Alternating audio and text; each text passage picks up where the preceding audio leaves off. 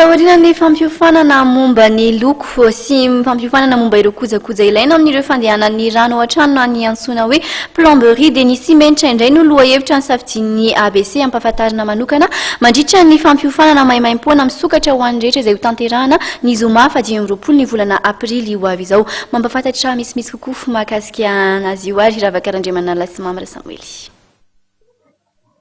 Ikarakara fampiofanana maimaim-poana entina ampahafantarana ny simenitra ny orinasa ABC amin'ny zoma ho avy izao. Eto amin'ny toeram-piasan'ny ABC teo aloha eto Alarobia. Etsika izay efa fanao ny orinasa isam-bolana ary anasana ireo mpisehatra misehatra ny tao-trano sy ny hazavavety sy ireo olom-pirenena tsy ankanavaka. Ampahafantarana manokana mandritra izany moa ny mahakasika ny simenitra Binani izay ny ABC ny mpanjara ofisialy azy eto Madagasikara. Ny ciment Binani moa zany araka ny resantsika teo dia ciment anankiray CPA 42.5 anisan'ny tsara indrindra eto Madagasikara, indrindra koa rapport qualité prix dia tsara be satria 25 000 ariary amarotana ny lasaka. Ciment afaka ampiasaina amin'izay travaux tiana ho ampiasaina rehetrarehetra na izy travaux madinidinika réparation ao an-trano na hatramina construction ngeza be. Afaka ampiasaina ihany koa izy amin'ny lalambe zany hoe grand passage be da be ny azo ampiasaina azy. Araka ny lazaina teo amin'ny resaka dosage fotsiny no ahafahana migery an'izay.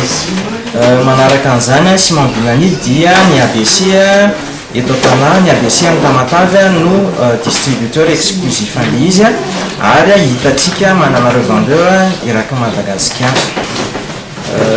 Manaraka izany ihany koa ny fampiasana fikirakirana ny ciment Binani dia tsotra satria izy zany mora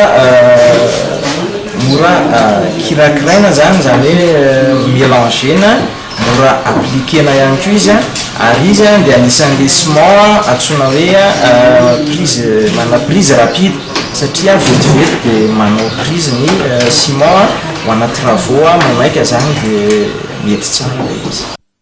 Gabi, mpanjara misehatra ny tao-trano sy ny hazavavety no hitondra fanazavana ara-teknika tokony ho fantatra manodidina ny simenitra Binani ary radany kosa no hitondra fanazavana mahakasika ny tombotsoa amin'ny fampiasana azy rehefa manao asa fanamboarana madinika na fananganana lehibe.